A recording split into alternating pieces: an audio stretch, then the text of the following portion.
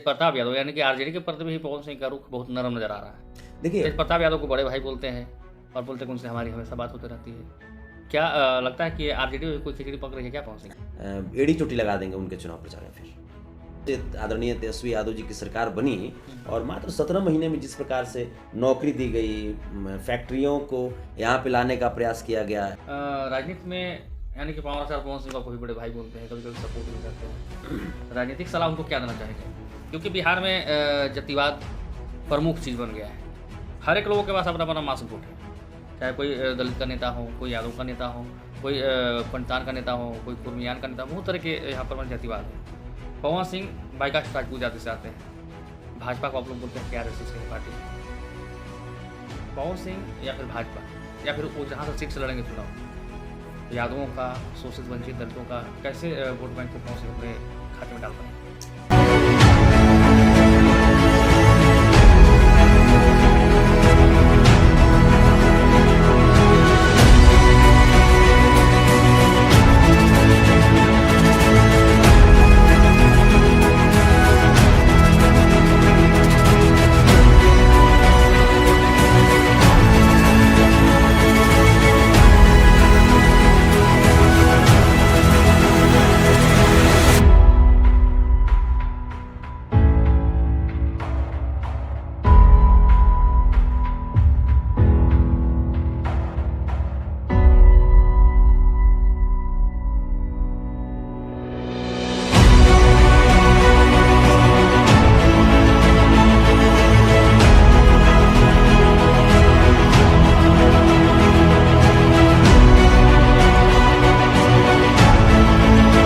क्या है बाबू, मैं खुद ही एक गरीब लड़का हूँ जी, गरीब था जी।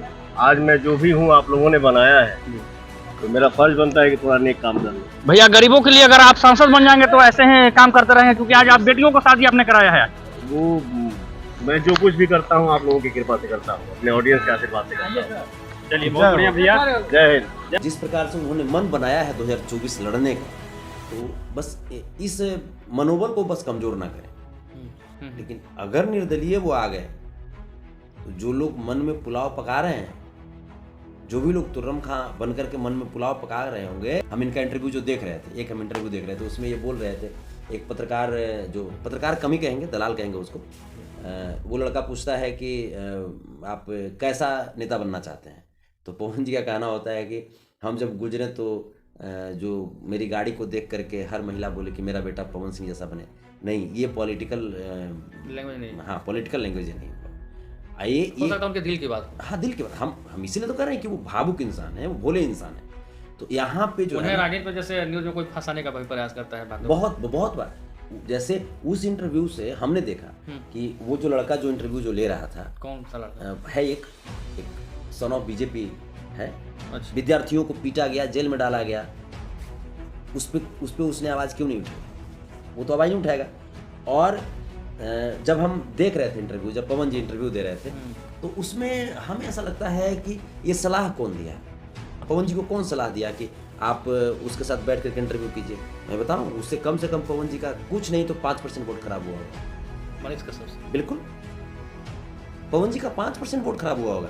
पवन सिंह को मनीष कश्यप से फायदा हुआ, नुकसान हुआ? पवन सिंह को उससे फायदा होगा, उससे फायदा पवन जी को होगा। मुझे तो ऐसा ही लग रहा है। क्या बात कर रहे हैं आप क्या बात कर रहे हैं? वो 5% वोट नुकसान करके चला गया उस इंटरव्यू के माध्यम से। पता है आपको कैसे? पवन जी को यादव समाज के लोग भी मानते हैं, पवन जी को बैकवर्ड समाज के लोग भी मानते हैं, एससी समाज के लोग भी मानते हैं, विद्यार्थी लोग भी मानते हैं। लेकिन आज के डेट में विद्यार्थी जब उस जो दलाल ही हम कह सकते हैं, उस दलाल का जब चेहरा जब देखते हैं। पवन सिंह से जो इंटरव्यू मनीष कश्यप जी किए, पवन सिंह से फायदा मनीष कश्यप लिए, बहुत ज़्यादा फायदा ले लिया, और कम से कम पवन सिंह का 5% वोट वो खा गया। तो मनीष कश्यप लोग आजकल नहीं मान रहे हैं क्या? आप ये बताइए क्यों मानेगा लोग जान रहा है कि उसका जो डेस्टिनेशन था वो बीजेपी था, वो चला गया वहाँ।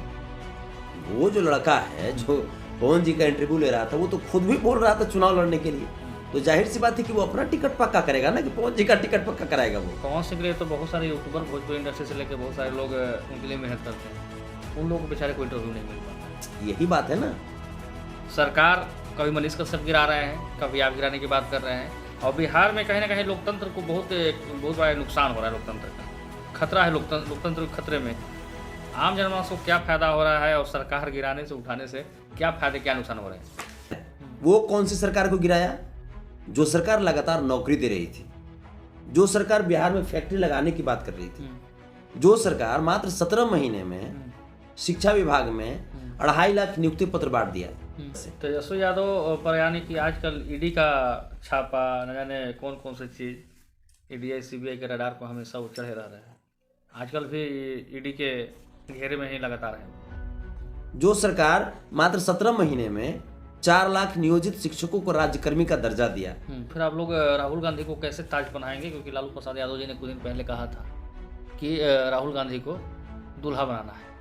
फिलहाल अभी हमारे साथ मौजूद हैं आरजेडी के सक्रिय सदस्य संतोष रेणु यादव एवं भोजपुरी गायक।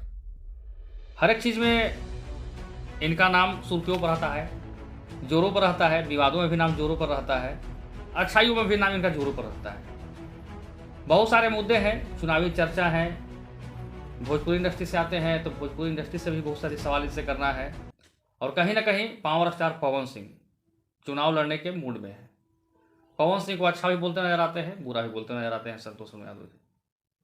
खुद भी अभी आरजेडी में सक्रिय हैं, कहीं ना कहीं ये भी अपने चुनावी दौरे में लगता है कि लगे हुए हैं। सरकार की उल्टी पलटी तो आप देख नहीं सकते हैं कि सरकार कभी इधर जा रही है, कभी उधर जा रही है। भैया बहुत बहुत स्वागत है आपका। जी धन्यवाद। सबसे पहले सवाल आपको मैं चाहूँगा कि हमारे दर्शक जानना चाहेंगे कि अभी पावर स्टार पवन सिंह ने बिगुल फूंक दिया है चुनावी चर्चे का, जो कि पवन सिंह 2019 में ही चुनाव लड़ना चाह रहे थे, लेकिन किसी थर्ड पर्सन के द्वारा पवन सिंह का टिकट काट दिया जाता है। यानी कि टिकट कटवा, वोट कटवा, बहुत सारे, जैसे अब हम लोग बिहारी है तो भाई ठेठ बिहारी में ही बात करेंगे। बिल्कुल। तो पवन सिंह अब चुनाव लड़ने के मूड में है, पार्टी टिकट दे या ना दे, लेकिन वो चुनाव लड़ेंगे। इसमें आपका क्या राय है, आपका क्या ख्याल है? देखिए छोटू बाबू, अगर पवन सिंह जैसा पार्टी का राष्ट्रीय प्रचारक अगर ये बात अपनी पार्टी को बोले कि मैं 2019 में चुनाव लड़ना चाहता था, टिकट लगभग फाइनल हो रहा था और उसके बाद टिकट कट गई, तो फिर उस पार्टी के बारे में और विशेष क्या कह सकते हैं, क्या कहा जा सकता है? जो व्यक्ति इतने कट्टर सपोर्टर हम कह सकते हैं पवन सिंह जी को बीजेपी के प्रति, हमने देखा है 2019 के चुनाव में पवन सिंह जी को हमने देखा है कि लगभग 80+ उन्होंने रैली किया था, चुनाव प्रचार किया था बीजेपी के लिए। और वो पवन सिंह अगर आरोप लगा रहे हैं बीजेपी के ऊपर, तो बीजेपी का भोजपुरी के कलाकारों के प्रति या विशेष करके पवन सिंह जी के प्रति या पवन सिंह जी जिस समाज से आते हैं उस जाति के प्रति क्या मानसिकता है, क्या रवैया है, ये जग जाहिर हो जाती है।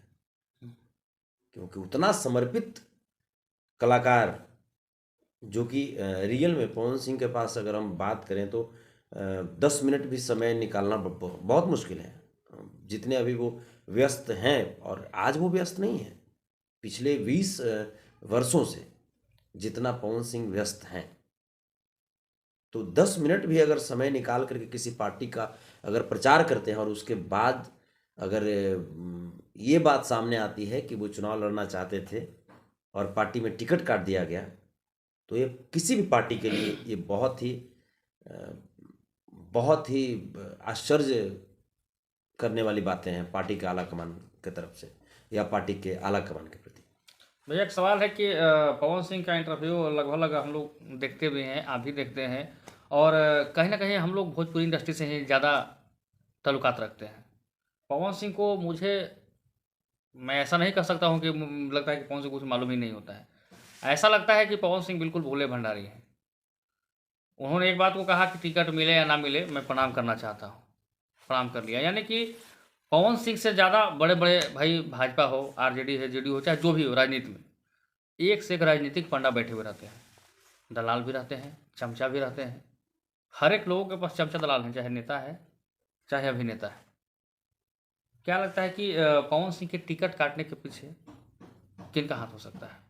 नो डाउट, देखिए जहाँ तक बीजेपी में भोजपुरी का अगर हम नेतृत्वकर्ता की अगर हम बात करें तो नो डाउट वो मनोज तिवारी जी ही हैं, जो तमाम लोगों को चाहे रवि किशन जी की बात हम करें या दिनेश लाल यादव जी की बात करें, तो इन दोनों लोगों को भी अगर भोजपुरी में जो कि ये लोग का एक बढ़िया मुकाम था और यहाँ से बीजेपी में ले जाने की अगर किन्हीं को क्रेडिट जाता है तो नो डाउट वो मनोज तिवारी जी ही हैं। तो फिर पवन सिंह जी का अगर टिकट कटा तो फिर इसके लिए भी कहीं ना कहीं मनोज तिवारी जी इसके लिए इर्द गिर्द जिम्मेदार तो होंगे इसके लिए। और ये बातें बहुत आश्चर्य हुई है, हम शॉक्ड रह गए जब पवन जी का जब इंटरव्यू देखे और ये बात वो बहुत भावुक होकर के बोल रहे थे। क्योंकि बातें चाहे जो कुछ भी हो, हम जो भी प्रोफेशनल जो पेशेवर जो दुनिया है उसमें बहुत सारी बातों से हम पवन सिंह जी को जैसे कहते भी हैं कि ऐसा नहीं करना चाहिए, बहुत सारी जो उनकी जो विचारधारा है उसका विरोध भी करते हैं, बहुत सारी विचारधारा का हम सपोर्ट भी करते हैं। लेकिन जहाँ तक मैं पवन जी को जानता हूँ, बड़े भाई हैं, और मैं जहाँ तक जानता हूँ वो रियल में एक होता है ना प्रोफेशनल बंदा, तो वैसा कुछ नहीं, बहुत ज़्यादा दिमाग नहीं लगाता अगला आदमी। अच्छा भैया, एक सवाल आपसे है कि पवन सिंह के बारे में कहीं ना कहीं आप हम लोग से विशेष जानते होंगे, क्योंकि कहीं ना कहीं कुछ साल पहले, कुछ वर्ष पहले पवन सिंह के साथ बहुत आपकी नज़दीकियाँ थी, करीबी थी, और कहीं ना कहीं पवन सिंह आपसे बात भी करते थे, पवन सिंह के कहीं ना कहीं आप सपोर्ट में भी रहते थे। नहीं, आज भी बात होती है, बात होती है, आज भी बात होती है। क्या लगता है कि पवन सिंह जिस तरीके से एक से एक राजनीतिक षड्यंत्र लोग फंसाते हैं, और पवन सिंह जैसे लोग राजनीतिक षड्यंत्र में फंस जाते हैं, टिकट भी काट दिया जाता है, फिर लॉलीपॉप दिखा दिया जाता है कि आपको प्रचार प्रचारक बना दिया जाए, लेकिन फिर भी पवन सिंह खुश हो जाते हैं। क्या लगता है कि पवन सिंह राजनीति के मामले में पूरा माहिर हैं, या फिर खिलाड़ी हैं, या फिर सही में भोले भंडारी हैं? आप उनके साथ रहे हैं, क्या ऐसा उनका अनुभव है? देखिए, जहाँ तक हमारी जो भी रही है कन्वर्सेशन, जो भी हुई है या जो भी हम लोग बातचीत किए, या मैं जहाँ तक उनको मैंने जो ऑब्ज़र्व किया, जो मेरी ऑब्जर्वेशन है पवन सिंह जी के प्रति, तो नो डाउट भोले भंडारी टाइप के तो हैं वो आदमी। ज़्यादा नौ छो अगले आदमी को समझ में नहीं आता और वो समझना भी नहीं चाहते। अब ये हम सब का दायित्व है, जो उनके साथ रह रहे हैं जो लोग, या जो उनको जो मान लीजिए कि जो गाइड कर रहे हैं, ये उनका दायित्व हो जाता है कि आप जिसके लिए काम कर रहे हैं वो आपके लिए कितना सोच रहा है।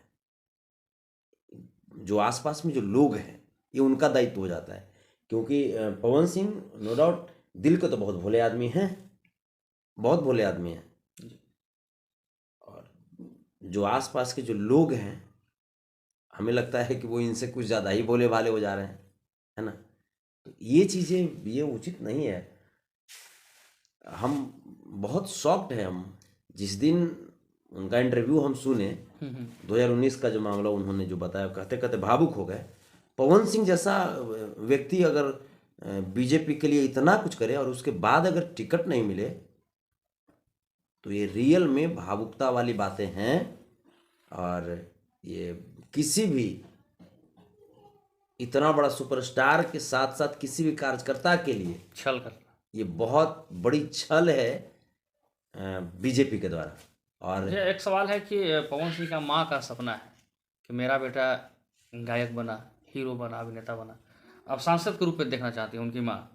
कहीं ना कहीं पवन सिंह अपने माँ से काफ़ी प्रेम करते हैं, टूट प्रेम करते हैं। माँ का भी सपना है कि पवन सिंह सांसद बने। आप क्या चाहते हैं पवन सिंह के बारे में? नहीं, देखिए हर पवन माँ, सिंह के माँ के बारे में आप क्या कहना चाहते हैं? माँ तो माँ होती हैं, उनके माता जी को प्रणाम, वो हमारी भी माता जी हैं। तो माँ जो है वो माँ होती हैं, चाहे वो पवन सिंह के माँ हों, संतोष रेणु की माँ हो, या छोटू तबाही की माँ हो, किन्हीं की भी माँ हो, माँ माँ होती हैं। कोई राजा की माँ हो या कोई फ़कीर की माँ हो, है ना। तो माँ के नज़र में हर बेटा जो होता है वो इतना ही प्यारा होता है। तो माँ का तो सपना तो होता ही है। लेकिन यहाँ पे हम एक बात कहना चाहेंगे, जैसे पवन जी जिस प्रकार से एक इंटरव्यू में हम उनको सुन रहे थे, वो बोल रहे थे कि माँ का सपना है तो माँ का सपना है ये सिर्फ अपनी माँ तक इसको सीमित नहीं रखिए। एक भाई के नाते जो हमारी जो एक सलाह है, थोड़ा सा पॉलिटिकली अप्रोच के साथ अगर इंटरव्यू देंगे तो आपके लिए ये अच्छा रहेगा। पॉलिटिकली थोड़ा सा होना चाहिए, क्योंकि आप जब पॉलिटिक्स में आ रहे हैं तो कहीं ना कहीं आपके बात करने के जो लहजे जो हैं उसमें भी पॉलिटिक्स कुछ दिखाई दे। तो जो माँ के बारे में जो उन्होंने कहा, तो हर वो माँ जो आपके लिए पोलिंग बूथ पे जाएगी, वोट देने के लिए जाएगी, या हर वो माँ जो अपने बच्चों से जो उम्मीद लगाती है कि हमारा बच्चा जो है वो पढ़ेगा लिखेगा, आगे चल कर के नौकरी करेगा और कुछ अपना अच्छा जीवन व्यतीत करेगा, और उसके अच्छे जीवन व्यतीत करने का जो प्लेटफॉर्म है वो नेता लोग बनाते हैं, वैकेंसी निकलवाते हैं, तब जा कर के जिन भाइयों को नौकरी लगती है या रोज़गार मिलता है, फैक्ट्री जब लगता है तो रोज़गार मिलता है, उससे कहीं ना कहीं उस घर की माँ बहुत खुश होती है जिनका बेटा सेटल्ड हो जाता है। तो पवन जी को ये बातें करनी चाहिए थी कि सिर्फ अपनी माँ नहीं, वो तमाम जो माँ हैं उनके लिए कुछ काम करना है मुझे। अच्छा, तमाम जो युवा हैं, मेरा भाई सवाल हैं, है बहन हैं। कि क्या संतोष लाल यादव जी पवन सिंह के चुनाव प्रचार में जाएंगे? ये तो तय करेगा कि किस विचारधारा की पार्टी के तहत वो चुनाव लड़ते हैं। अभी तो उन्होंने एक स्पष्ट कहा है कि कौन सी पार्टी होगी, कौन सी जगह होगी, ये अभी भविष्य के गर्त में है। तो अगर मान लीजिए कि कोई वैसी पार्टी से अगर चुनाव लड़ते हैं जो बिल्कुल हमारी विचारधारा से मेल खाएगी, तो निसंदेह मैं उनके चुनाव प्रचार में जाऊंगा। अगर मान लीजिए कि वैसी पार्टी होगी जिसकी जो पार्टी की जो संविधान है, पार्टी की जो प्रोटोकॉल है, वो अगर हमारी विचारधारा से मेल नहीं खाती है, तब हम सिर्फ उन्हें शुभकामना देंगे, क्योंकि वो भी एक वाह, भोजपुरी क्या बात है, भोजपुरी शुभकामना के- देंगे। हाँ, देंगे शुभकामना। मतलब कि कहीं ना कहीं पार्टी चाहे पॉलिटिक्स चाहे पौवा, जिस पार्टी से वो आएंगे, पवन सिंह यानी कि पहली बार भोजपुरी के कलाकार पैर रख रहे हैं पॉलिटिक्स में, तब चाहेंगे कि वो जीत कर सांसद जाए? बिल्कुल, हम शुभकामना तो देंगे, और कैलिबर है उनमें, कैलिबर है, वो डिजर्व करते हैं। जैसे भाजपा की विचारधारा के खिलाफ हमें, क्योंकि भाजपा की वो विचारधारा जो हम गरीबों को प्रताड़ित करती है, भाजपा की वो विचारधारा जो हम नौजवानों को बेरोजगार करने पे उतारू हो जाती है, भाजपा की वो विचारधारा जो देश की अर्थव्यवस्था को कमजोर कर रही है, भाजपा की वो विचारधारा जो हमारे समाज की जो महिलाएं हैं उनको असुरक्षित महसूस करा देती है, फिर वैसी विचारधारा का सपोर्ट हम नहीं कर सकते। हाँ, पवन सिंह जी के लिए शुभकामना था, है और रहेगा, क्योंकि वो भोजपुरी के एक कलाकार ही नहीं बल्कि हमारे बड़े भाई भी हैं और हमारे दुख के दिनों के बहुत अच्छे साथी भी रहे हैं। तो नो डाउट जहाँ तक मैं जान रहा हूँ पवन सिंह जी को, तो उस लेवल पे मैं उन्हें शुभकामना जरूर दूंगा, चाहे वो किसी पार्टी से आए। अगर विचारधारा से मेल खा गई, जिस पार्टी से वो आएंगे, अगर उस पार्टी से मेल खा जाती है, तब तो मेरे लिए उनसे बहुत तो बहुत आसान। लोग मुंह में उंगली करने का प्रयास कर रहे हैं कि पवन सिंह कुछ बोले राजनीतिक विषयों पर, लेकिन पवन सिंह हाथ जोड़े रह गए, नहीं मुझे बोला नहीं है किसी के बारे में। यानी कि तेज प्रताप यादव यानी कि आरजेडी के प्रति भी पवन सिंह का रुख बहुत नरम नजर आ रहा है। देखिए, तेज प्रताप यादव को बड़े भाई बोलते हैं और बोलते कि उनसे हमारी हमेशा बात होती रहती है। क्या लगता है कि आरजेडी में कोई खिचड़ी पक रही है क्या पवन सिंह के लिए? नहीं, आरजेडी में कोई खिचड़ी नहीं पकड़ी, बल्कि तमाम लोग आज 142 करोड़ के जो देशवासी हैं, जो कि बिहार को पहले 17 वर्षों में डबल इंजन की सरकार में जो बिहार को बहुत ही अपमानित नज़रों से देखते थे, घृणित नज़रों से देखते थे, उपेक्षित नज़रों से देखते थे, वे लोग भी, पूरे देश के लोगों ने, पूरे देश से जो बाहर के लोग हैं वो लोग भी, जब से आदरणीय तेजस्वी यादव जी की सरकार बनी और मात्र 17 महीने में जिस प्रकार से नौकरी दी गई, फैक्ट्रियों को यहाँ पे लाने का प्रयास किया गया, एग्रीमेंट हुआ, तमाम टूरिज्म पॉलिसी बनी, स्पोर्ट्स पॉलिसी बनी, आईटी पॉलिसी बनी, तरह तरह के हॉस्पिटल यहाँ पे खोले गए आदरणीय तेजस्वी यादव जी के नेतृत्व में ही। उसके बाद तमाम जो देश के लोग हैं वो बिहार को अब एक सम्मान के दृष्टिकोण से देखने लगे थे, और जाहिर सी बात है कि पवन जी भी अब आदरणीय तेजस्वी जी और तेज प्रताप जी को भली भांति देख रहे हैं। पवन जी भी तो देख रहे हैं ना कि हाँ, पहले के बिहार में और आप अब के बिहार में क्या अंतर है। तो अवसली जैसे जाहिर सी बात है कि जो काम करने वाले लोग हैं उनको तो लोग तारीफ करेंगे ही करेंगे, चाहे दबे जुबा कीजिए तारीफ या खुल करके कीजिए। तो पवन जी भी इस बात को भली भांति समझ रहे हैं और शायद यही बात है कि वो आरजेडी के तरफ भी रुख कर रहे हैं। आना नहीं आना वो तो बात की चीज़ है, आला कमान का फैसला होता है। जो हमारे नेता का फैसला होगा वो हमारे लिए सर्वमान्य होगा। बट अगर आते हैं तो हमारे लिए तो और आसान सा रास्ता हो जाएगा। हम तो एड़ी चोटी लगा देंगे उनके चुनाव प्रचार में। फिर यानी कि आरजेडी से पवन सिंह आते हैं तो एड़ी चोटी आपके बिल्कुल बिल्कुल एड़ी चोटी लगा देंगे हम। और अगर आते हैं तो हमारे लिए अच्छा भी होगा, हमारे लिए अच्छा भी होगा। क्योंकि ऐसे भी आदरणीय तेजस्वी यादव जी ने तो कहा ही है कि अब आरजेडी जो है वो A to Z की पार्टी है और यहाँ पे सबका सम्मान मिल भी रहा है, सभी लोगों को सम्मान मिल रहा है। यहाँ पे प्रदेश अध्यक्ष के रूप में जगदा बाबू हैं, जो कि जिस जाति से पवन सिंह जी आते हैं उसी जाति से वो भी हैं। यहाँ पे सुनील सिंह जी हैं, बहुत सारे लोग हैं यहाँ पे। रघुवंश बाबू जो कि पार्टी को सींचे हैं और तमाम लोग हैं जो कि पवन सिंह जी जब यहाँ पे आते चलिए हैं। तो हो गया पवन सिंह पर चर्चा, थोड़ा आप पर भी चर्चा कर लिया जाए, क्योंकि काफ़ी दिनों से सोशल मीडिया से लेकर हर एक गली और इलाकों में आपका नाम गूंजते रहता है, सब सोशल मीडिया के माध्यम से। आशीर्वाद है, सब जनमानस का आशीर्वाद है। लेकिन जनमानस तो आपको आशीर्वाद देते हैं, लेकिन क्या 2024 में आपका भी कुछ अंदर अंदर सेटिंग चल रहा है क्या? देखिए, सेटिंग अभी हमारा, मैं आपसे स्पष्ट कहूँ तो 2024 में मैं पार्टी के लिए बस काम करना चाहता हूँ। पार्टी को, हमारे अंदर जितनी एनर्जी है वो मैं पार्टी को देना चाहता हूँ। हमारी पार्टी जीते, हमारी पार्टी जो शोषितों वंचितों की आवाज़ है, जो शोषितों वंचितों की लड़ाई लड़ती है, वो जीते और जीत करके जो सामाजिक जो न्याय है, जो आर्थिक न्याय आज बहुत ज़रूरी हो चुकी है देशवासियों के लिए, वो आर्थिक न्याय का काम करे और देशवासियों को एक खुशहाल ज़िंदगी दे, एक अच्छी गवर्नेंस बनाए। तो हमारी जितनी भी एनर्जी होगी वो हमारे पार्टी के लिए होगी 2024 में। हाँ, 2025 में ज़रूर एक प्रयासरत हैं, एक हमारी भी एक कोशिश है, क्योंकि जहाँ भी जाते हैं तो भाई लोग का ये जो गार्जियन हैं, भगवान स्वरूप मतदाता जो हैं, वो एक नेता के लिए भगवान होते हैं। तो इन लोगों की ये इच्छा है, ये लोग चाहते हैं कि इनका जो आवाज़ है, इनकी जो तकलीफ़ें हैं वो हमारे माध्यम से सदन में उठाई जाए। तो उसके लिए इनकी जो इजाज़त है वो सराखों पे है। तो 2025 में कुछ संभावना कह सकते हैं, बट 2024 जो है वो पूरी तरीके से मैं, मतलब आपकी तरफ से भी कोई डिमांड नहीं है? हमारे तरफ से ऐसा कोई डिमांड नहीं है, क्योंकि देखिए हमारा काम है मेहनत करना और जो फल जो है वो बाकी सब लोग देख रहे हैं। जैसे पार्टी के जो भी आला कमान है, चाहे वो आदरणीय तेजस्वी यादव जी हों, आदरणीय तेज प्रताप यादव जी हों, या आदरणीय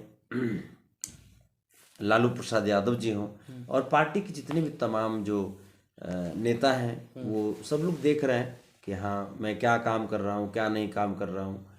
तो मैं प्रयास करता हूँ, जितना मैं हूँ उतना मैं प्रयास करता हूँ कि पार्टी को 100 नहीं बल्कि 110% दूँ। तो आप अपनी तरफ से प्रयासरत हैं। तो सर ये बताइए कि आप राजनीति से कहीं ना कहीं काफ़ी ताल्लुकात रखते हैं। राजनीति में यानी कि पवन सिंह को भी बड़े भाई बोलते हैं, कभी कभी सपोर्ट भी करते हैं। राजनीतिक सलाह उनको क्या देना चाहेंगे? क्योंकि बिहार में जातिवाद प्रमुख चीज़ बन गया है। हर एक लोगों के पास अपना अपना मासूम वोट है, चाहे कोई दलित का नेता हो, कोई यादव का नेता हो, कोई पंडितान का नेता हो, कोई कुर्मियान का नेता हो, बहुत तरह के यहाँ पर मन जातिवाद है। पवन सिंह बाइकास्ट राजपूत जाति से आते हैं। भाजपा को आप लोग बोलते हैं कि RSS की ही पार्टी है। पवन सिंह या फिर भाजपा या फिर वो जहाँ से सीट से लड़ेंगे चुनाव, यादवों का, शोषित वंचित दलितों का कैसे वोट बैंक को पवन सिंह अपने खाते में डाल पाएंगे? देखिए, अगर पवन सिंह जी अगर मान लीजिए बीजेपी अगर टिकट देती है तो नो डाउट उन्हें आरा का सीट लेना चाहिए, जो सबसे सेफ जोन होगा उनके लिए, क्योंकि उनका होम टाउन भी है और उनकी अपनी वो कॉन्स्टिट्यूएंसी है, तो वहाँ पे आरा का उनको सीट लेना चाहिए अगर बीजेपी की तरफ से अगर सीट मिलता है तो। अगर मान लीजिए कि इधर अगर आते हैं, इंडिया गठबंधन में अगर आते हैं, तो यहाँ पे आने के बाद फिर चीज़ें बदल सकती है, उसका समीकरण फिर चेंज हो सकता है। तो बस हम एक ही चीज़ कहेंगे कि जिस प्रकार से उन्होंने मन बनाया है 2024 लड़ने का, तो बस इस मनोबल को बस कमज़ोर ना करें। हाँ, इस मनोबल को कमज़ोर ना करें। पार्टी टिकट दे या ना दे, निर्दलीय उनको मैदान में आना चाहिए। मैं आपको बता दे रहा हूँ, निर्दलीय वो जीतेंगे या नहीं जीतेंगे ये बात तो नहीं कर सकते, लेकिन अगर निर्दलीय वो आ गए तो जो लोग मन में पुलाव पका रहे हैं, जो भी लोग तुर्रम खां बन करके मन में पुलाव पका रहे होंगे और पवन सिंह को कमज़ोर समझ रहे होंगे, उनकी तो खटिया खड़ी कर देंगे वो, इतनी तो है, क्योंकि भोजपुरी के स्टार तो हैं वो, चाहे पवन सिंह जी हो जाए, चाहे खेसारी लाल यादव जी। राजनीतिक सलाह क्या देना चाहेंगे, किस बेस पे उनको काम करना चाहिए? जैसे कुछ पॉलिटिकल लोगों को अपने इर्द गिर्द रखना पड़ेगा उनको।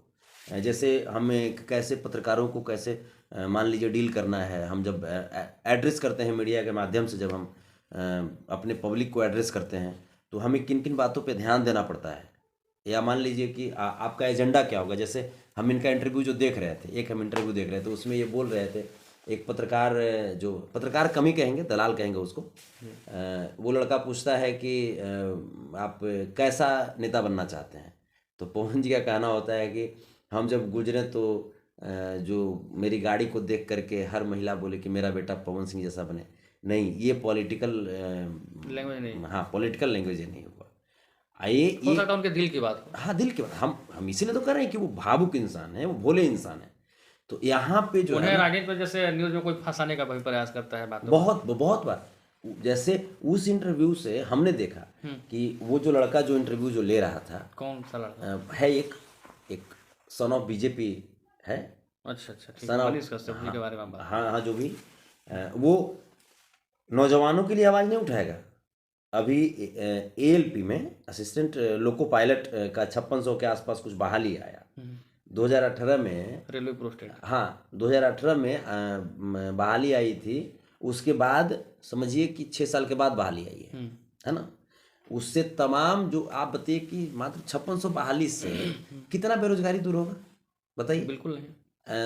करीब 2015 से 2023 के बीच में करीब 4.25 लाख एएलपी रिटायर हुए हैं, है ना। लोको पायलट जो कि एएलपी से लोको पायलट भी बनते हैं, वो लोग रिटायर हुए। आप ये बताइए कि वो लोग रिटायर तो हो गए, लेकिन बहाली हो रही है 5600। तो इस चीज़ को समझिए, इन्हीं बातों को लेकर के जो हमारे जो स्टूडेंट्स हैं उनमें एक रोष था।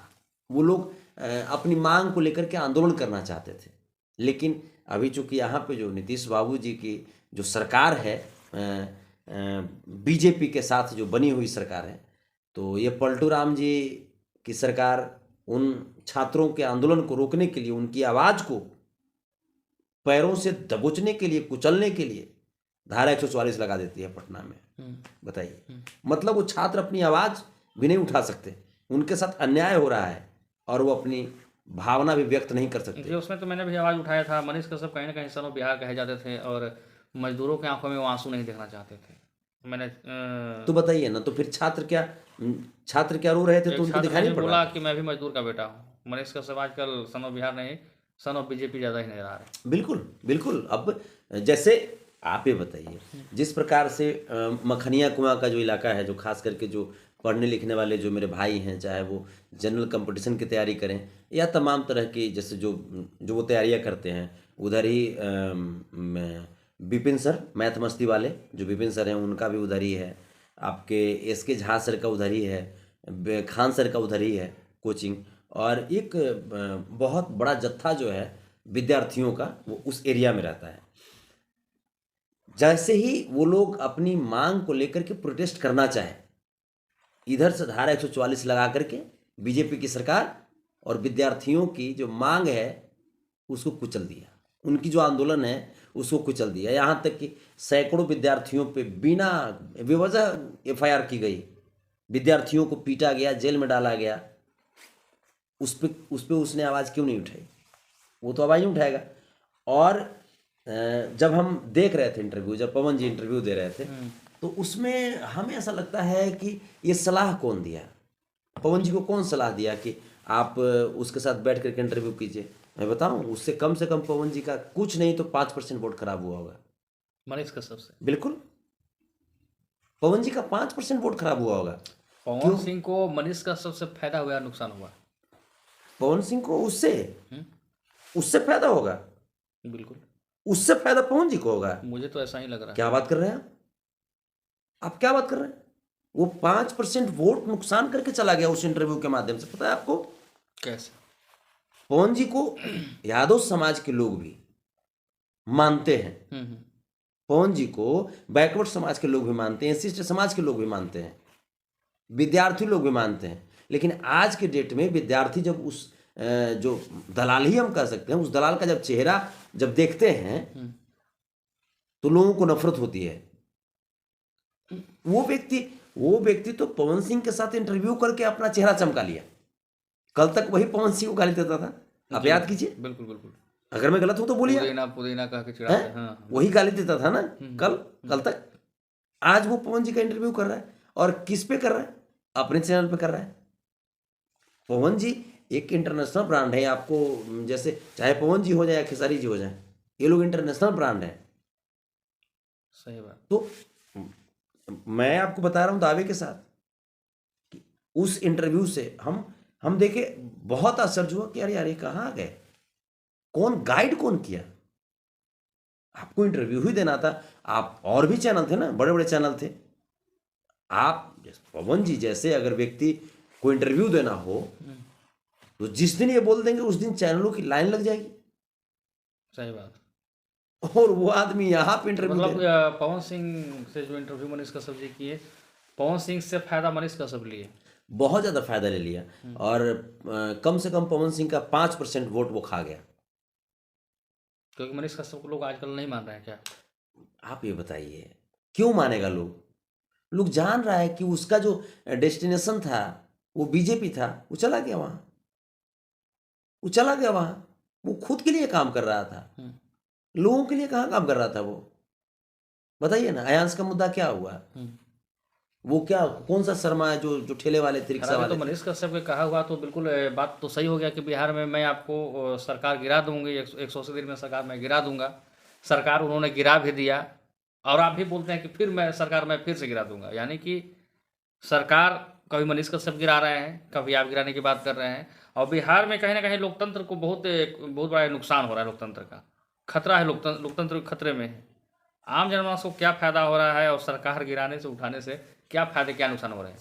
देखिए, आपने जो कही कि उसने कहा था कि 180 दिन में सरकार गिरा देंगे, हम बोल रहे हैं कि 165 दिन में गिरा देंगे।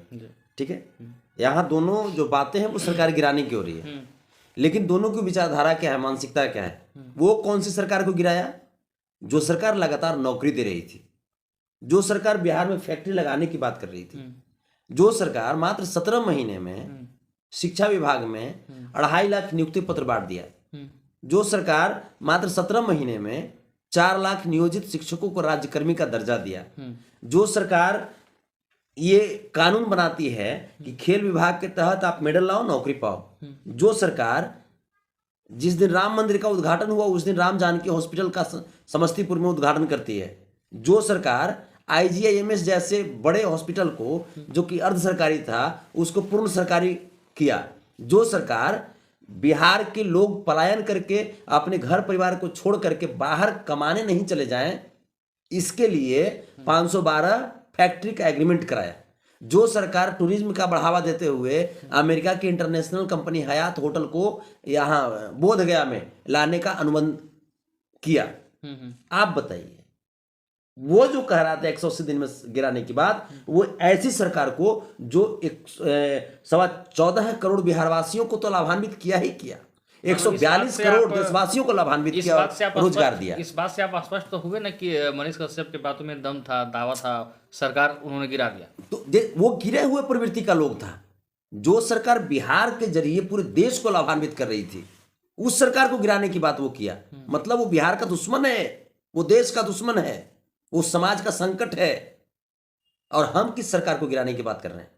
वो सरकार जो पीछे वाले दरवाजे से, चोर दरवाजे से बन करके, जो बिहार के मैंडेट के साथ छल करके जो सरकार बनी, उस सरकार को हम गिराने की बात कर रहे हैं।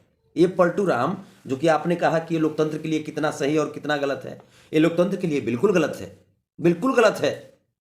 आप ये बताइए, 17 महीने का जो फेज था तेजस्वी जी का, उस फेज से पहले बिहार में जब जब बिहार की सड़कों पे जब भीड़ लगती थी, तो अखबारों के पन्नों में ये आता था कि आज नौकरी के लिए जैसे बेरोजगार के जो लोग थे, बेरोजगार का आलम से गुजर रहे लोग ने प्रोटेस्ट किया, ये आता था।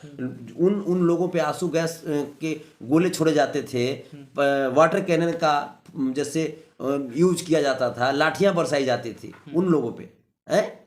जैसे ही तेजस्वी जी के नेतृत्व में सरकार बनी, मात्र 17 महीने का वो फेज था पलटू राम जी की वजह से। उस दौरान क्या हुआ, जब जब रोड पे भीड़ लगी तो लोग कहते थे कि लगता है तेजस्वी यादव कोई वैकेंसी निकाला। जब जब रोड पे भीड़ लगी तो लोग कहते थे कि लगता है तेजस्वी यादव नियुक्ति पत्र बांट रहा है। जो बिहार को उपेक्षित नजरों से पहले देखा जाता था, उसी बिहार को अब उम्मीद की नजरों से देखा जाने लगा था, तेजस्वी यादव जी के अथक प्रयास की वजह से। तेजस्वी यादव पर यानी कि आजकल ईडी का छापा, न जाने कौन कौन सी चीज़, ईडी सीबीआई के रडार पर हमेशा वो चढ़े रह रहे हैं। आजकल भी ईडी के घेरे में ही लगातार है। इसको कैसे देखते हैं, क्या सोचते हैं? ये बिल्कुल पॉलिटिकल षड्यंत्र है। एनडीए को पता है, ये जुमलेबाजियों को, ये भ्रष्टाचारी की जो सरकार है, इनको पता है कि तेजस्वी यादव अब देश का नेता बन चुका है। तेजस्वी यादव अब देश की जो विपक्षी ताकत है उसको काफी हद तक मजबूत कर रहे हैं। तो ये लोग जो हैं, तमाम जो विपक्षी जो नेता हैं, चाहे वो तेजस्वी यादव जी हो जाएं, चाहे वो हेमंत सोरेन जी हो जाएं, चाहे वो अरविंद केजरीवाल जी हो जाएं, चाहे वो ममता बनर्जी जी हो जाएं, तमाम नेताओं को वो भी तो दंश झेल रहे हैं। तो फिर आप लोग राहुल गांधी को कैसे ताज बनाएंगे? क्योंकि लालू प्रसाद यादव जी ने कुछ दिन पहले कहा था कि राहुल गांधी को दूल्हा बनाना है। बिल्कुल बनेंगे, वो बिल्कुल बनेंगे, वो बिल्कुल बनेंगे। लगन तो आने दीजिए। भ्रष्ट के आरोप में है, लगन तो आने हेमंत दीजिए। सोरेन जी भ्रष्ट के आरोप में चले गए ही हैं। नहीं, जैसे कहीं ना कहीं तेजस्वी प्रसाद यादव जी भी रडार पे हैं ईडी के। हम वही तो कह रहे हैं, आप जिनका भी नाम ले रहे हैं वो विपक्ष के नेता हैं भाई। विपक्ष के नेता जाहिर सी बात है ईडी के नजरों में आएंगे ही आएंगे ना, क्योंकि जो बीजेपी वाले जो लोग हैं वो तो बिल्कुल गंगा जल में धुल गए ना। बीजेपी तो वॉशिंग मशीन है। जो ईडी यहां पे तेजस्वी यादव जी से पूछताछ कर रही है, या हेमंत सोरेन जी को गिरफ्तार की भ्रष्टाचार के मामले में आरोप में, या अरविंद केजरीवाल जी को गिरफ्तार करने का प्लान कर रही है, मैं उसी ईडी से पूछना चाहता हूं कि नरेंद्र मोदी जी का एक स्टेटमेंट था, जिन्होंने कहा था, महाराष्ट्र के अभी वर्तमान में उप मुख्यमंत्री हैं अजित पवार जी, उनके बारे में कहा था नरेंद्र मोदी जी ने कि 70,000 करोड़ के ये घोटालेबाज हैं, भ्रष्टाचारी हैं। आप ये बताइए, उनके जो केस है वो ईडीपी जो ईडी है वो क्यों नहीं खुलती है? यही बोले थे अमित शाह जी कि देश का सबसे बड़ा भ्रष्टाचारी असम के मुख्यमंत्री के बारे में बोला था, हेमंत बिश्व शर्मा के बारे में। उनके खिलाफ ईडी कार्रवाई क्यों नहीं करती? नारायण राणे के खिलाफ ईडी कार्रवाई क्यों नहीं करती? मध्य प्रदेश में व्यापम घोटाला हुआ था, पटवारी घोटाला हुआ था, उसके मामले में ईडी की कोई कार्रवाई क्यों नहीं होती? मतलब यह स्पष्ट है ना कि ईडी जो है वो भाजपा का सरकारी अलायंस है। फिर भी तेजस्वी यादव बोल रहे हैं कि बिहार में लगता है खेला करेंगे। बिल्कुल खेला करेंगे, जैसे बिल्कुल ही खेला करेंगे ना, क्योंकि जिस प्रकार से बिहार के 14.25 करोड़ की आबादी के साथ ये एनडीए वाले लोग खेला कर रहे हैं, मजाक बना रहे हैं, तो क्या जनता को खेला करना नहीं आता? जनता ने सबसे अधिक मैंडेट किनको दिया था? RJD is the one of the largest party according to MLA in Bihar. तो आप हमें बताइए कि जिस जनता ने, जिस वोटर ने अपना सबसे अधिक मैंडेट जिस पार्टी को दिया, क्या उस पार्टी को खेला नहीं आता?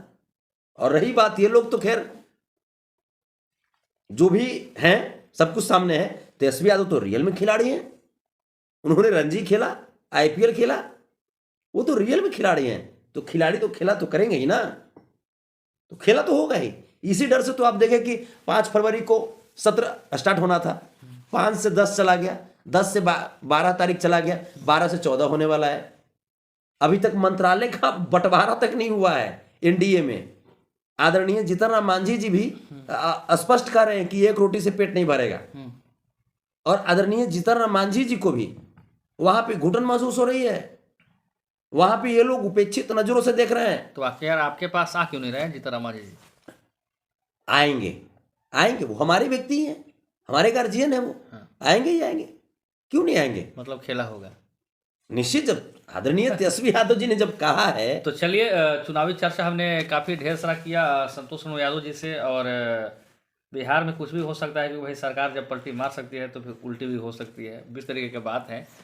भैया लास्ट में आपसे एक सवाल रहेंगे कि अब भोजपुरी इंडस्ट्री की ओर चलते हैं, वहीं से जहाँ से स्टार्ट मैंने किया था, पावर स्टार पवन सिंह को क्या कहना चाहेंगे? जिस तरीके से अभी पटना के स्टेशन पर उन्होंने रिक्शा चलाने वाले लोगों को, गरीबों को, रोड पर सोने वाले लोगों को कमल बांटा, पहली बार मैंने देखा है। हमको बढ़िया लगा, हमने भी देखा, हमको बढ़िया लगा, और यही चीज़ें उन्हें फ़ायदा पहुंचाएगी चुनाव के दौरान। यही चीज़ें, चूँकि उनका जो जीवन है, जो उनका जो खास करके अगर हम प्रोफेशनल करियर हम देखें या निजी जो भी उनका जीवन है, वो काफ़ी विवादों से भरा हुआ रहा है। तो उन चीज़ों से बाहर निकल करके आप कुछ ऐसा कीजिए पब्लिक के लिए जो एक अलग जोन में आपको लेकर के जाए। और सबसे बड़ी चीज़, आपके पास जो भी, जैसे मान लीजिए कि जो भी लोग हैं, अब तक जो भी लोग होंगे उनके पास, वो भोजपुरी फिल्म इंडस्ट्री के आसपास, या फिल्म एल्बम कैसे करना है, फिल्म कौन सा करना है, प्रोग्राम कैसे करना है, ये मैनेज करने वाले लोग होंगे। अगर आप पॉलिटिक्स में आना चाहते हैं तो फिर आपके इर्द गिर्द बहुत सारे ऐसे भी लोग हैं जो पॉलिटिकल लोग होंगे, आप उनको अपने इर्द गिर्द रखिए। जो आप पढ़े लिखे लोगों को रखिए, वैसे लोगों को रखिए जो डेटा आपको बताए कि कैसे हमको डेटा पे बात करना है। क्योंकि पॉलिटिक्स में क्या है ना, कि पॉलिटिक्स में वो नहीं होता ना, कि पॉलिटिक्स बहुत अलग चीज़ है, राजनीति बहुत अलग चीज़ है। वो आ रहे हैं राजनीति में, ये अच्छी चीज़ें हैं, युवाओं को राजनीति में आना चाहिए, बिल्कुल आना चाहिए, लोग आए राजनीति में। क्या वैसे पवन सिंह को अपने दिमाग से, कान से सोचना चाहिए, और राजनीतिक पंडाओं से, कुछ दलाल टाइप के लोगों से? हाँ, कुछ दलाल टाइप का, और ये जो जिस प्रकार के व्यक्ति के साथ बैठ करके इंटरव्यू दे रहे थे, वो बहुत कुछ उस इंटरव्यू में इनसे गलत निकलवा लिया है, जो इनकी राजनीति के लिए बहुत खराब है। चलिए, एक दो जगह हम देखे थे, उसमें ये एग्रेशन दिखा रहे थे, एग्रेसिव मोड में आ गए थे, क्योंकि वो सवाल ही ऐसा पूछ रहा था, वो कहीं ना कहीं प्लांटेड था, क्योंकि मनोज तिवारी से वो बहुत करीब है। आप इतना जान जाइए, जो आदमी पवन जी से इंटरव्यू ले रहा था, वो आदमी मनोज तिवारी के बहुत करीब है, और मनोज तिवारी कभी नहीं चाहेंगे कि पवन सिंह सांसद बने। चलिए, अब तो क्या मामले हैं, चुनावी मुद्दे हैं, कहीं ना कहीं जिनके बारे में बोल रहे हैं, मनीष कश्यप के बारे में, पवन सिंह के बारे में अगर सही में बड़ाई करनी है, चाहे सपोर्ट करनी है, तो पवन सिंह के इंटरव्यू ना लेकर उनके ग्राउंड पर जाकर ग्राउंड रिपोर्टिंग करना चाहिए। बिल्कुल। और वो जो लड़का है जो पवन जी का इंटरव्यू ले रहा था, वो तो खुद भी बोल रहा था चुनाव लड़ने के लिए, तो जाहिर सी बात है कि वो अपना टिकट पक्का करेगा ना, कि पवन जी का टिकट पक्का कराएगा वो। तो ये जो बातें हैं, ये बातें पवन जी की टीम को सोचना चाहिए, पवन जी को खुद सोचना चाहिए कि हमको किसको इंटरव्यू देना है, क्योंकि आपके पास इंटरव्यूअर की कमी नहीं है, आपके पास जो है। पवन सिंह के लिए तो बहुत सारे यूट्यूबर, भोजपुरी इंडस्ट्री से लेकर बहुत सारे लोग उनके लिए मेहनत करते हैं, उन लोगों को बेचारे को इंटरव्यू नहीं मिल पाता है। यही बात है ना, यही बात है। और हम खास करके इन्हीं बातों पे कि अगर आप राजनीति में आना चाहते हैं तो फिर पॉलिटिकल डेटा को आपको समझना पड़ेगा, पॉलिटिकल डेटा को पढ़ना पड़ेगा। और जो पॉलिटिकल, अगर आप डेटा को नहीं पढ़िएगा, पॉलिटिकली भाषा को नहीं समझिएगा, उस भाषा का उपयोग नहीं कीजिएगा, आप क्यों ना, आप बिल्कुल देहाती, जैसे आदरणीय लालू प्रसाद यादव जी की जो राजनीति करने की जो स्टाइल थी, वो हर मामले को बिल्कुल इस तरीके से परोसते थे कि सुदूर गांव वाले भी समझ जाते थे कि यार ये तो हमारा आदमी है। वो उनका लहजा था, वो उनका अंदाज था। अगर आप उस अंदाज में भी करना चाहें तो आप कीजिए, लेकिन पॉलिटिकल डेटा का संग्रह आपके पास होना चाहिए और डेटा पे बात करना पड़ेगा। चलिए, अब थोड़ा सा एक बड़ा कंट्रोवर्शियल का है, या फिर मीठा हो जाए तीखा हो, वो भी सवाल कर ही लेते हैं आपसे। खेसारी लाल यादव भोजपुरी इंडस्ट्री में जानिए रहे कि ट्रेंडिंग स्टार उन्हें कहा जाता है, ट्रेंडिंग स्टार यानी कि अखिलेश कश्यप जी के बहन का शादी होता है कुछ दिन पहले। मंच से यानी कि पवन सिंह के साली कही जाती है डिम्पल सिंह। डिम्पल सिंह क्योंकि भोजपुरी से हम लोग भी आते हैं भैया, भोजपुरी से आप भी आते हैं। अब वो शब्द क्या होते हैं, दुअर्थी होते हैं कि एक अर्थी मालूम नहीं है। डिम्पल सिंह वो कौन सा चीज़ मंच पर देने के लिए बोली और खेसारी लाल यादव लेने के लिए तैयार थे, और उस बात को लेकर खेसारी लाल यादव को कहीं ना कहीं काफ़ी ट्रोल किया जा रहा है। काफ़ी लोग अनाप शनाप भी बोल रहे हैं, कोई लंपट बोल रहा है, कोई गंवार बोल रहा है, कोई अनपढ़ बोल रहा है, सिर्फ ओनली फॉर खेसारी लाल यादव जी को। जो कि डिम्पल सिंह बोलती है मैं देने के लिए तैयार हूँ, खेसारी जी बोलते हैं मैं लेने के लिए तैयार हूँ। इसको कैसे देखते हैं? देखिए, स्टेज के दौरान जैसे खास करके खेसारी जी का जो अंदाज जो है वो काफ़ी लोकप्रिय है, और खेसारी जी स्टेज किंग के नाम से मशहूर हैं। अगर भोजपुरी में सबसे बढ़िया अगर स्टेज इंटरटेनर अगर कोई है तो नॉट ओनली वन खेसारी का नाम आता है उसमें, और खेसारी जी अपनी मुकाम हासिल की है। हाँ। तो वहाँ पे पब्लिक को रिझाने के लिए बहुत सारी बातें होती है, जो हंसी मजाक होता है वो करना पड़ता है, और अगर उस दौरान अगर कुछ बातें निकल गई तो इसको तिल का तार नहीं बनाया जाए। लोग अगर कुछ कह भी रहे हैं उल्टा सीधा तो नहीं, डिम्पल सिंह बोलती है कि मैं देने के लिए तैयार हूँ, आप लेंगे?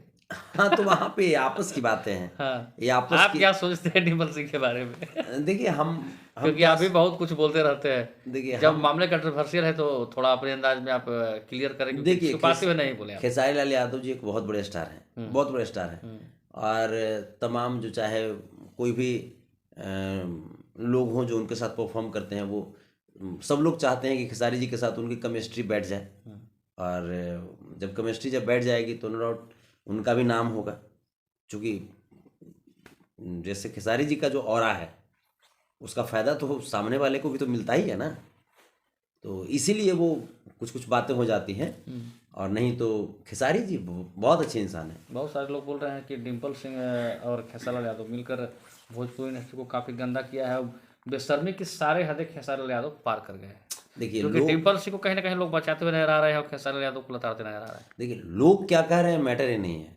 हमारे नज़र में खेसारी जी बहुत अच्छे हैं, हमारे नज़र में खेसारी जी बहुत अच्छे इंटरटेनर हैं, और स्टेज पे कोई भी कलाकार पब्लिक को जब तक इंटरटेन नहीं किया फिर वो कलाकार कैसा?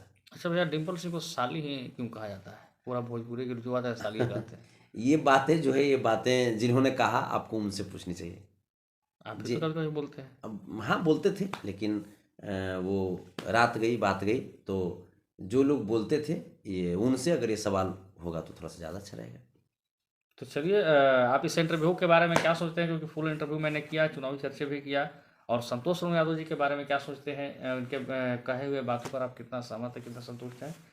कमेंट सेक्शन में जवाब जरूर देंगे भैया। अगर दर्शक को आप अगर कुछ कहना चाहते हैं अपने तरफ से तो 2024 का चुनाव सर पे है, और जिस प्रकार से एनडीए की सरकार, खास करके अगर मैं बिहार की बात करूं तो जिस प्रकार से एनडीए की सरकार के जो सर्वोपरि हैं नरेंद्र मोदी जी, आरा के रमना मैदान में उन्होंने ये वादा किया था कि बिहार को जैसे ही वो सत्ता में आएंगे तो बिहार को स्पेशल स्टेट यानी विशेष राज्य का दर्जा देंगे।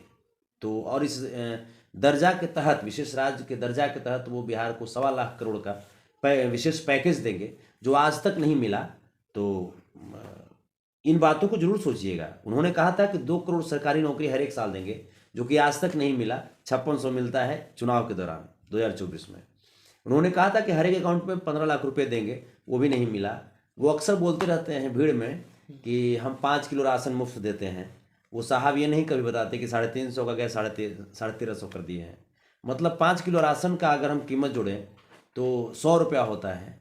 एक घर में अगर 2 लोग को भी राशन मिलता होगा तो 200 रुपया का, मतलब 350 और 200 550 हुआ, और उसके जगह पे ले रहे हैं एक गैस सिलेंडर का 1350 रुपया, मतलब 800 रुपया अभी भी ज़्यादा ले रहे हैं। तो ये तमाम जो बातें हैं, अभी जो जातीय जनगणना की जब बातें आई तो इससे वो पीछे हट गए, और काफ़ी अथक परिश्रम के बाद तेजस्वी यादव जी के नेतृत्व में जाति आधारित गणना हुई, और उसका डेटा भी फ्लैश किया गया, जिसमें ये दिखाया गया कि जनसंख्या के अनुपात में जो सरकारी नौकरी में जो हिस्सेदारी है, जो भागीदारी है, उसमें कितनी असमानताएं हैं। और भी बहुत सारी चीज़ें हैं। आप देश की जो बदहाल स्थिति है, देश पे 2014 में 55 लाख करोड़ कर्ज था, आज देश के ऊपर 205 लाख करोड़ कर्ज है। इतनी बड़ी कर्ज है कि अंतर्राष्ट्रीय मुद्रा कोष ने हिंदुस्तान को कर्ज देने से मना कर दिया है। ये देश की बदहाल की स्थिति है। तो जब 2024 का जब वोट मारने के लिए आप जाएं तो ये जरूर से सोचें, इन तमाम बातों को स्मरण करते हुए ही आप अपना जो उंगली है वो वोट देने के लिए आगे बढ़ाएं। जुमलेबाजों के चक्कर में नहीं आए, सोच समझ करके वैसे लोगों को वोट दें जो आपके लिए काम करे, जो आपकी भावनाओं का कद्र करे, न कि सिर्फ अपने मन की बात करे। तो आप सब सजग रहिए और अपने अपने माता पिता का ख्याल रखें। चलिए फिलहाल इतना ही। आपका भाई छोटू तबाही और आप देख रहे थे तबाही न्यूज़।